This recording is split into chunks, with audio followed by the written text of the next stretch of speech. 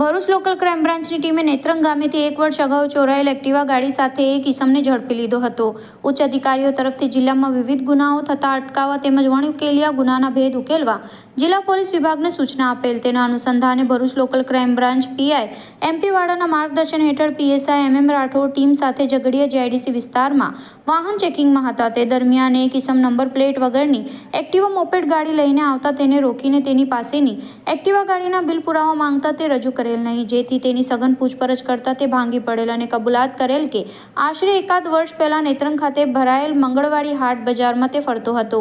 તે દરમિયાન એક એક્ટિવા ગાડી દેખાયેલ અને તેમાં ચાવી પણ લગાવેલ હોવાથી તેની ચોરી કરવાની લાલચ થયેલ, જેથી એક્ટિવા ગાડીની ચોરી કરેલ હતી. સદર એક્ટિવા ગાડી ચોરાયા બાબત નેત્રંગ પોલીસ મથકમાં ગુનો દાખલ થયેલ હતો. લોકલ ક્રાઇમ બ્રાન્ચની ટીમે પકડાયેલ ઈસમ અરવિંદભાઈ ઉર્ફે અશ્વિન રવજીભાઈ વસાવા રહે સેલોદ તાલુકા ઝઘડિયા જિલ્લા ભરૂચનાને ઝઘડિયા જેઆઈડીસી પોલીસને સોંપીને આગળની કાર્યવાહી હાથ ધરી હતી. સદર કામગીરી local crime branch PSI MM Rathod તથા સ્ટાફ જયરાજભાઈ, મનહરસિંહ તેમજ દીપકભાઈ દ્વારા ટીમ વર્કથી કરવામાં આવી હતી.